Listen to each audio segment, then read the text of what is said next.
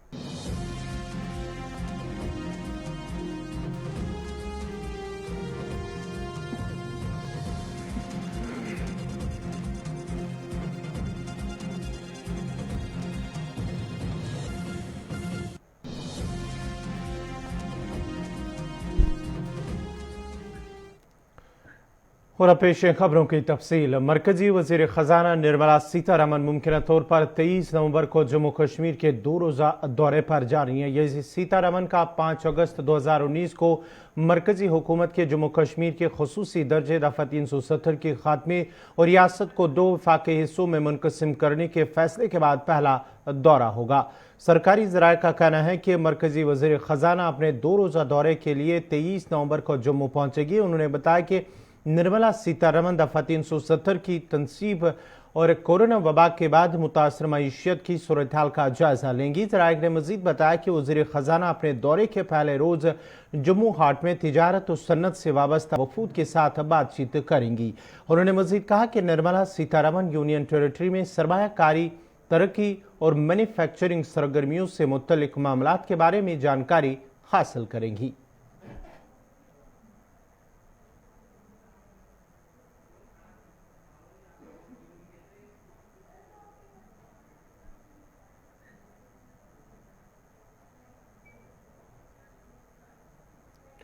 पंजाब में बाबा Farid college of nursing में BSc first year के ज़ेर तालीम कश्मीरी तालिब इल्मों ने कॉलेज इंतजामिया के खिलाफ एहतजाज करते हुए शिकायत की है कि कॉलेज इंतजामिया की जानिब से उन्हें 16 नवंबर से शुरू होने वाले इम्तिहानात में शिरकत करने से रोका जा रहा है। तालिब इल्मों का कहना है कि अटेंडेंस शॉर्टेज होने की वजह से उनसे 20 से 80 हज़ार तक का जुर्माना वसूल किया जा रहा है और उनसे कहा जा रहा है कि जब तक वो जुर्माना अदा नहीं करेंगे तब तक उन्हें इम्तिहानात में शिरकत करने की इजाज़त नहीं दी जाएगी।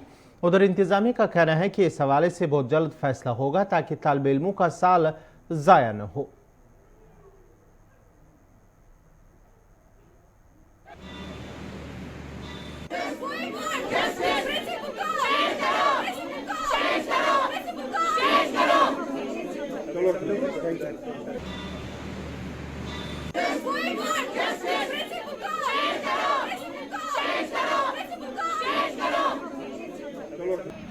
यहाँ पे जो भी हम सारे मतलब जो बीएससी फर्स्ट ईयर के स्टूडेंट्स हैं, हमारे फाइनल एग्जाम्स थे।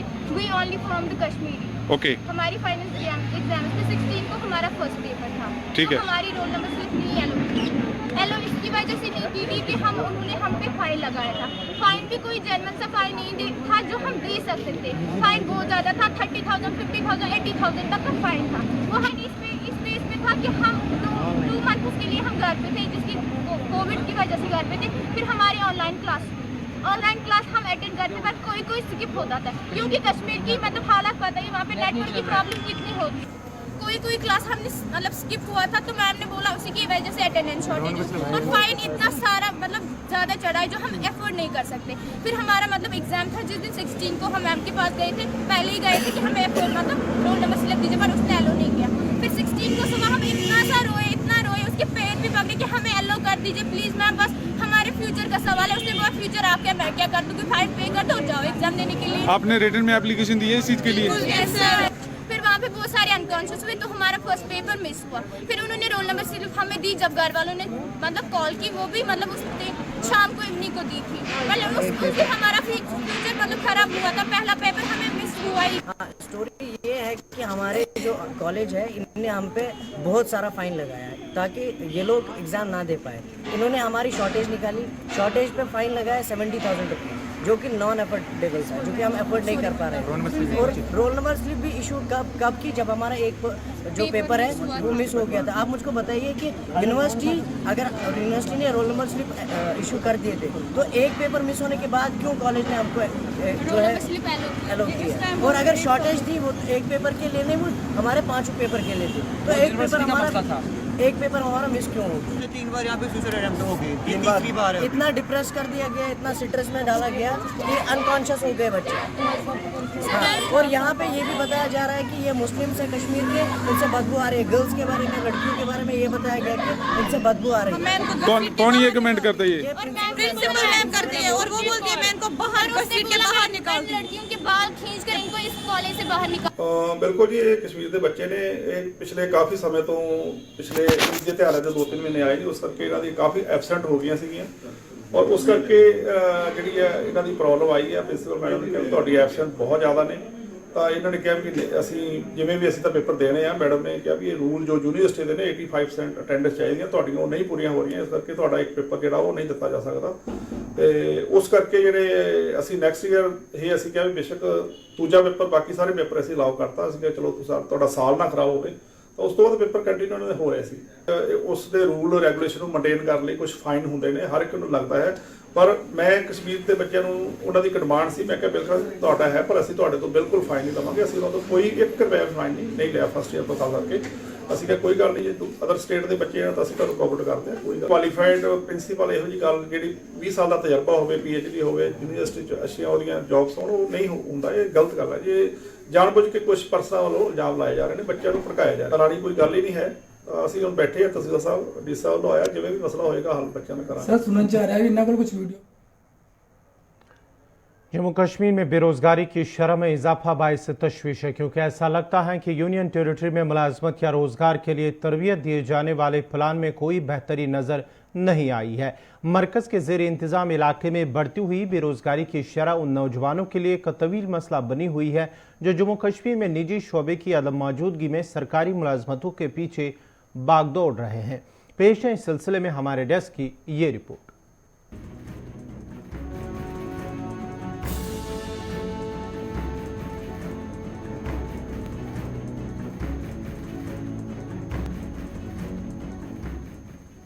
मरकज के जेर इंतजाम जम्मू कश्मीर में अक्टूबर के महीने में बेरोजगारी की शरह 22.2% रही,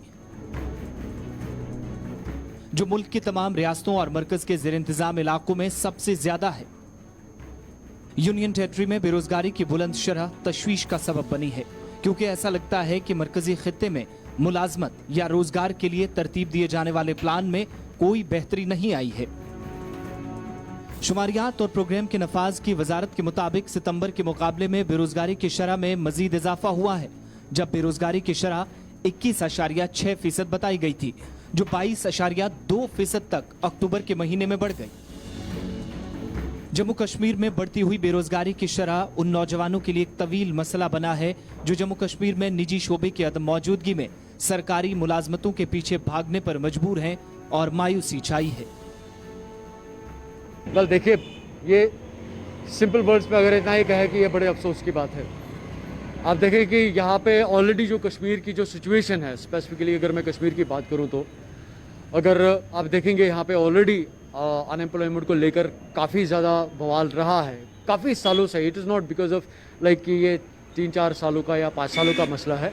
ये शुरुआत से ही इस तरह का मसला रहा है, जिनको आप उठा सकते हैं, यानी कि आप फैक्ट्रीज डाल सकते हैं, आप इंडस्ट्रीज डाल सकते हैं, आप ऐसे कुछ प्राइवेट एंटरप्रेन्योर्स यहाँ पे खड़े कर सकते हैं जहाँ से आप लोगों की जो अनएम्प्लॉयमेंट है उसको कम कर सकते हैं। But it is also government के लिए या एडमिनिस्ट्रेशन के लिए वो बात सामने आती है कि वाई दे हैवंट अभी तक उन्होंने ऐसे एवेन्यूज़ क्यों नहीं लोगों के लिए क्रिएट किए। बिकॉज आपने देखा होगा कि जब भी यहाँ पे जब बीजेपी की सरकार आई, उन्होंने स्टार्ट में ही कहा कि जब भी ये 370 हटने से क्या होगा कि अनएम्प्लॉयमेंट रेट जो है कम हो जाएगी। हम बहुत सारे ऐसे इनिशिएटिव्स हैं, एवेन्यूज़ है। अगरचे हुकूमत का दावा है कि 50,000 करोड़ रुपए की बैरूनी सरमायाकारी जम्मू कश्मीर में तब्दीली और मजीद मौके लेकर आएगी, ताहम इसका जमीनी सतह पर कोई असर नहीं हो रहा। वाज़ेह रही कि डायरेक्टरेट ऑफ एम्प्लॉयमेंट ने पिछले साल पोस्ट ग्रेजुएशन और पीएचडी डिग्री होल्डर्स की 3 लाख डिग्री होल्डर्स की रजिस्ट्रेशन जो बताई गई थी, पिछले साल सर्विस सिलेक्शन बोर्ड के 8,000 दर्जा चहारम के असामियों के इश्तहार में 5.4 लाख उम्मीदवारों ने दरख्वास्त दी, लेकिन इंतजार अब भी खत्म नहीं हुआ है। आदादोशुमार से यह भी पता चलता है कि जम्मू कश्मीर लेफ्टिनेंट गवर्नर इंतजामिया ने तकरीबन 10,000 मुलाजमतों की तशहीर की है, जिनमें से 8,575 क्लास 4 की पोस्टें थी। जब से मई 2020 में नए डोमिसाइल कवानीन मुतारिफ कराए गए, तब से परेशानी और भी बढ़ी, चूंकि गैर मकामी लोगों को भी जम्मू कश्मीर में नौकरी के लिए दरख्वास्त देने की इजाजत मिली और इससे मकामी सतह पर रोजगार पर फर्क पड़ा, जिसे लेकर अवामी हलकों में नाराजगी है और नौजवान आज भी मायूस नजर आते हैं। ये 22.2 इस महीने हुई, लेकिन अगर आपको याद होगा पिछले महीने 21.6 था, जब इस पर बहुत सारी बातें चली थी कि अगर यहाँ पे डेवलपमेंट के हवाले से बातें चली है। देखिए, अगर आपको वाकई यहाँ के लोगों का दिल जीतना है, अगर आपको वाकई ये कहते हैं कि आर्टिकल एब्रोगेशन के बाद हमने यहाँ पे चीज़ें सही की, तो आपको सबसे पहले जहाँ पे पढ़े लिखे नौजवान हैं उनके बारे में सोचना पड़ेगा। आप देखिए, आए दिन यहाँ पे लोग डिग्रियाँ करके फारिग हो जाते हैं। आप जब पिछली जो यहाँ पे जनरेशन है जिन्होंने डिग्रियाँ पहले से की हुई है, जो एलिजिबल है, जो काबिल है, उनको जब नौकरियाँ नहीं फराहम कर पाए तो नए जो लोग हैं उनको क्या कर पाएंगे। आपकी सारी बातें सही है, आपके सारे दावे तब सही साबित होंगे जब आप यहाँ के नौजवानों के बारे में सोचेंगे, जब आप यहाँ की अनएम्प्लॉयमेंट रेट को डाउन करेंगे। देखिए, कितनी बाहर से कितनी मल्टीनेशनल कंपनीज हैं जिनको आप यहाँ पे ला सकते हैं। यहाँ पे अगर आपको याद होगा, कुछ ऐसी कंपनीज थी जो यहाँ पे काम कर रही थी और बहुत सारे लड़के लड़कियाँ वहाँ पे रोजगार फराहम कर रहे थे, लेकिन उनको बंद करना पड़ा। क्या सरकार का तब ये फर्ज नहीं बनता था कि अगर आपकी कंपनी लॉस में जा रही है, घाटे में जा रही है, कहाँ पे लूप होल है, क्या आपको फाइनेंशियल असिस्टेंस की जरूरत है, क्या आपको सरकार की तरफ से सपोर्ट की जरूरत है, लेकिन किसी ने उनके बारे में नहीं सोचा। फाइनली वो कंपनी शट करनी पड़ी और रातों रात हजारों जो लोग हैं वो बेरोजगार हो चुके हैं। MOSPI के मुताबिक जम्मू कश्मीर और लद्दाख के मुश्तरका बेरोजगारी की शरह अक्टूबर-दिसंबर 2020 में सबसे ज्यादा 17.8% तक पहुंच गई थी, जो कौमी औसत के मुकाबले 7.11% था। बेरोजगारी सिर्फ जम्मू कश्मीर में ही नहीं, बल्कि मुल्क की दीगर रियासतों और मरकज के ज़ेर इंतजाम इलाकों में भी परेशानी का एक बड़ा सबब बना है। जम्मू कश्मीर की तरह दीगर रियासतों में भी बेरोजगारी एक बड़ा मसला है। आंध्र प्रदेश में 5.4%, आसाम में 3.7%, बिहार रियासत में 13.9%, छत्तीसगढ़ में 3.1%, दारुलहुकूमत दिल्ली में 11.0%, इसके अलावा गोवा में 11.7%, गुजरात में 2.4%, हिमाचल प्रदेश में 14.1%, मध्य प्रदेश में 19.9%, महाराष्ट्र रियासत में 4.3%, मेघालय में 1.8%, उड़ीसा में 1.1%, पुडुचेरी में 6%, पंजाब रियासत में 11.4%, राजस्थान में 29.6%, सिक्किम में 10.0%, तमिलनाडु में 4.9%, तेलंगाना में 4.2%, त्रिपुरा में 9.9% और उत्तर प्रदेश में 4.2%, जबकि उत्तराखंड में 3.3% बेरोजगारी की शरह है। मगरबी बंगाल में भी 5.6% तक बेरोजगारी की शरह बढ़ गई है। अगरचे इस शरह को कम करने के लिए जम्मू कश्मीर के अंदर भी हुकूमत ने सरमायाकारी या रोजगार के मौके पैदा करने के बारहा दावे किए, ताहम पुरानी और तारीखी छोटी इंडस्ट्रीज को बचाने में जम्मू कश्मीर इंतजामिया पूरी तरह नाकाम साबित हुई, जिसके बेहद खराब नताइज मौजूदा वक्त में सामने आ रहे हैं। News desk, Gulistan news. एक तरफ जहां बेरोजगारी का मसला है तो दूसरी तरफ महंगाई की मार है। मरकजी हुकूमत ने कपड़ों, जूतों, चप्पल और टेक्सटाइल पर जीएसटी में इजाफा कर दिया है, जिसके बाद इन अशिया को खरीदने के लिए आवाम को ज्यादा खर्च करना पड़ेगा। हुकूमत इन अशिया पर पहले 5% की शरह से जीएसटी आयद करती थी, लेकिन अब इसे बढ़ाकर 12% कर दिया गया है।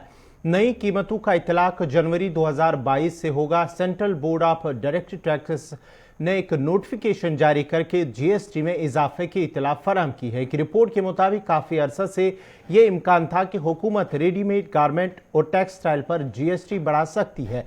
ख्याल रहे कि पहले 1000 रुपए तक के कपड़ों पर 5% की शरह से जीएसटी आयद किया जाता था, लेकिन अब किसी भी कीमत के कपड़ों पर 12% की शरह से ही जीएसटी आयद होगा। इसके अलावा धागों पर भी 12% की शरह से जीएसटी लगाया जाएगा। इसके अलावा तमाम बुने हुए धागों, सिंथेटिक धागे, कंबल, टेंट, टेबल क्लॉथ, कालीन, तौलिया, रुमाल, नैपकिन, कालीन, लुई पर भी 12% की शरह से जीएसटी आयद होगा।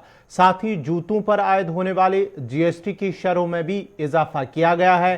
Clothing manufacturers association of India ने हुकूमत के इस इकदाम की मुखालफत की है। तंजीम का कहना है कि मुल्क में वबा का असर अभी तक खत्म नहीं हुआ। कारोबार में ताहाल इतनी तेजी नहीं आई है जितनी पहले हुआ करती थी। ऐसे हालात में हुकूमत का जीएसटी की शरहों में इजाफा करना कारोबार को मजीद मुतासिर करेगा। इसके अलावा खाम माल खुसूसन दागे, पैकिंग मटीरियल और माल ढुलाई की कीमतों में मुसलसल इजाफा हो रहा है, जिसकी वजह से आने वाले वक्त में कपड़े की कीमतों में तकरीबन 15 से 20% तक इजाफा हो सकता है।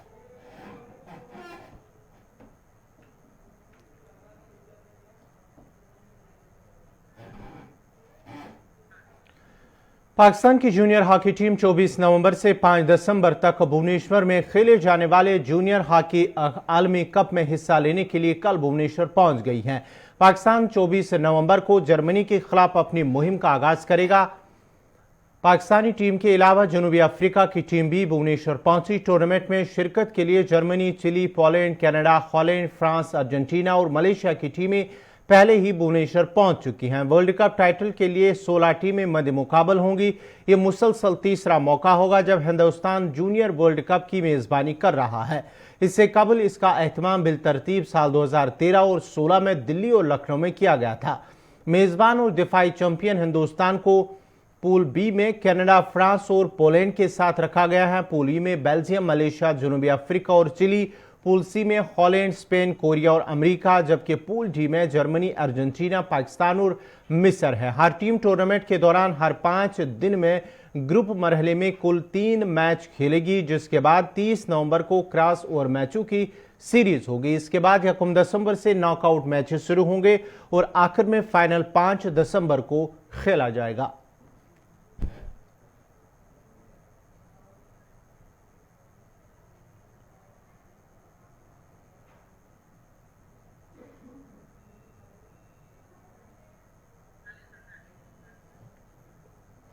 शिमाली कश्मीर के बारामूला में आग की एक होलनाक वारदात में 2 दुकानें नजरातश हुई हैं। जालिम मार्केट में गुज़श्ता रात 10 बजे के करीब एक मोबाइल शॉप से अचानक आग नमूदार हुई, जिसने भयानक शक्ल इख्तियार करते हुए मजीद कई दुकानों को अपनी लपेट में ले लिया। फायर सर्विस अमले, मकामी लोगों, फौज और पुलिस ने आग को मजीद फैलने से अगरचे रोका और काबू पा लिया। ताम आग की इस वारदात में 2 दुकानें खाकिस्तर हुई हैं, जिस दौरान दुकानों के अंदर मौजूद लाखों रुपए का सामान राख की ढेर में तब्दील हो गया। आग मुतासरीन ने इंतजामिया से इमदाद की अपील की है।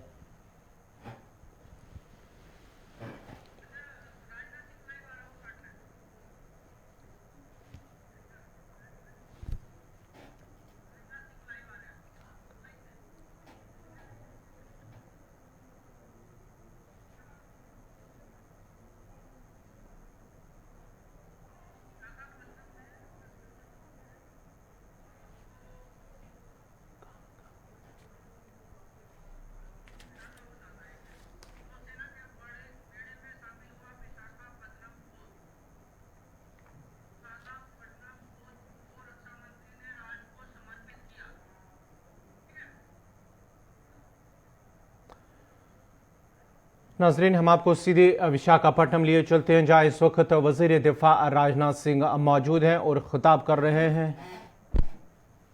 जिसे अनक्लॉव कहकर पुकारते हैं, इसमें नेशंस के territorial waters, exclusive economic zones और गुड ऑर्डर एट सी ये प्रिंसिपल को प्रतिपादित किया गया है।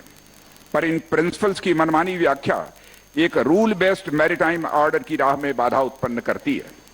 यानी कुछ नेशंस ऐसे हैं, नेशंस क्या हैं, मैं उन्हें इररेस्पॉन्सिबल नेशन कहना चाहूंगा, जो अपने नैरो पार्टीजन इंटरेस्ट के लिए हेगेमोनिक टेंडेंसी से इन इंटरनेशनल लॉज की आए दिन नई नई अनुचित व्याख्याएं करते रहते हैं।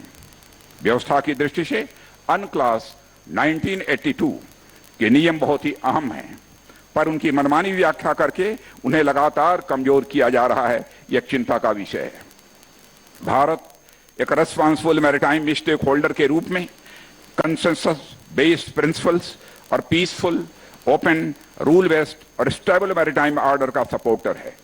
हम एक रूल बेस्ड नेविगेशन की फ्रीडम, फ्री ट्रेड और यूनिवर्सल वैल्यूज वाले इंडो पैसिफिक की कल्पना करते हैं, जिसमें सभी भागीदार देशों के हित पूरी तरह से सुरक्षित रह सकें। इस रूट का एक महत्वपूर्ण देश होने के कारण इस क्षेत्र की सुरक्षा में हमारी नेवी की भूमिका और अधिक महत्वपूर्ण हो जाती है। मुझे खुशी है कि हमारी नेवी इस उत्तरदायित्व का भी भली बात निर्वाह कर रही है। देवियों सज्जनों, पड़ोसियों के साथ मैत्री भाव, खुलापन, संवाद और सह अस्तित्व की भावना के साथ माननीय प्रधानमंत्री श्री नरेंद्र मोदी ने SAGAR, security and growth for all in the region vision की जो परिकल्पना की थी, उसके मूल में हमारे यही कर्तव्य भाव थे, जिसका निर्वहन आप लोग भली भांति कर रहे हैं। साथियों, वैश्विक सुरक्षा कारणों, बॉर्डर डिस्प्यूट्स और मैरीटाइम डोमिनेंस की इंपॉर्टेंस के चलते दुनिया भर के देश आज अपनी मिलिट्री पावर आधुनिक और मजबूत करने की दिशा में लगातार आगे बढ़ रहे हैं।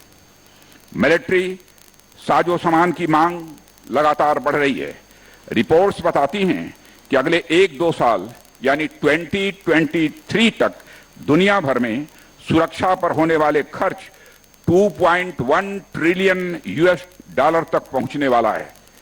कितने देशों का तो इतना साल भर का बजट भी नहीं होता है, और अगले 5-10 वर्षों में तो इसमें कई गुना की बढ़ोतरी की संभावना भी व्यक्त की जा रही है। ऐसे में आज हमारे पास पूरा अवसर है कि हम अपनी क्षमताओं का पूरा इस्तेमाल करें, नीतियों का लाभ उठाएं और देश को इंडिजिनस शिप बिल्डिंग हब बनाने की ओर हम आगे बढ़ें। मैं आप सभी का आह्वान करता हूं, और मुझे कहते हुए खुशी होती है कि इन संभावनाओं को देखते हुए सरकार ने पहले ही ऐसी नीतियां जारी की हैं जो हमारी पब्लिक या प्राइवेट सेक्टर की एंटिटीज को वर्ल्ड क्लास प्लेयर बनने में मदद करें। रक्षा क्षेत्र में लाइसेंस की। नाजरीन, हम आपको सीधे उत्तराखंड हरिद्वार लिए चलते हैं, जहां पर दिल्ली के सीएम अरविंद केजरीवाल इस वक्त मौजूद है। वो उत्तराखंड के दौरे पर हैं, इस वक्त वो वहां से बात कर रहे हैं। सीधा आपको हरिद्वार लिए चलते हैं। रामलीला मैदान में एक दिन सारे ऑटो वालों की मीटिंग बुलाई। मैंने कहा मैं तुम्हारे साथ खड़ा हूं, और आज मैं दिल्ली की जनता को अपील करना चाहता हूं कि अगर ये ऑटो वाले माफिया होते तो आज इनके बड़े बड़े महल होते। इन्होंने जितना भी, आप कहते हो ये लूटते हैं, जितना भी इन्होंने लूटा वो सारा लूट मार करके भी ये बेचारे झुग्गी में रहते हैं। तो माफिया ऑटो वाले नहीं है, माफिया ये नेता हैं, माफिया ये पार्टियां हैं, जिन्होंने जानबूझ के सिस्टम बना रखा है कि ऑटो वाले को बेचारा अपनी ईमानदारी के साथ सुख चैन से जिंदगी नहीं जीत सकता। माफिया कौन है? माफिया वो लोग हैं जिन्होंने सड़कों के और पता नहीं किस किस चीज के अंदर हजारों करोड़ रुपए के पैसे कमा लिए, अपने प्राइवेट जेट रख लिए, अपने बड़े बड़े महल बना लिए, बड़ी बड़ी गाड़ियां बना ली। माफिया वो हैं या माफिया हमारे बेचारे ऑटो वाले हैं जिन उनकी रोटी कमाने के लिए तड़पता रहता है बेचारा। तो मैंने वहां पे जब दिल्ली की जनता को कहा, मैंने कहा एक बार हमको जिता दो, ऐसा सिस्टम बनाऊंगा कि सारी दिल्ली की जनता ऑटो वालों से प्यार करने लगेगी। आज आप दिल्ली चले जाओ, अब दिल्ली में कोई ऑटो वाला, कोई दिल्ली की जनता ऑटो वालों के लिए कुछ बुरा भला नहीं कहती। ऑटो वाला दिल्ली के लोगों को प्यार करता है, उनको इज्जत देता है, और दिल्ली की जनता ऑटो वालों को इज्जत देती है। सारे मीटर से चलते हैं, सारे अच्छा चलते हैं, सारे ईमानदारी से कमाते हैं। क्यों? हमने सारा सिस्टम बदल दिया ऑटो का। जितने उलट सुलट कानून इन्होंने बना रखे थे जिसकी वजह से इनसे पैसे लिए जाते थे, वो सारे कानून बदल दिए, सारा सिस्टम ठीक कर दिया। हम लोगों ने किराए बढ़ा दिए। जितना ऑटो वालों किराया कमेटी बनाई, उस किराया कमेटी में ज्यादा ऑटो वाले थे, 2-4 अफसर थे। ऑटो वाले ने खुद बैठ के अपना, भाई ऑटो वाले भी जब बैठेंगे अनापशन आप किराया थोड़ी बढ़ाएंगे, अनापशन आप किराया बढ़ा देंगे तो सवारी मिलनी बंद हो जाएगी। तो जब ऑटो वाले अपना किराया तय करते हैं तो वो ये देखते हैं कि देखो जी अगर हमने ज्यादा बढ़ा दिया तो फिर वो टैक्सी से ज्यादा हो जाएगा, फिर लोग हमारे आना बंद कर देंगे। सारा देखते हैं ऑटो वाले, इतना सरकार नहीं देखती।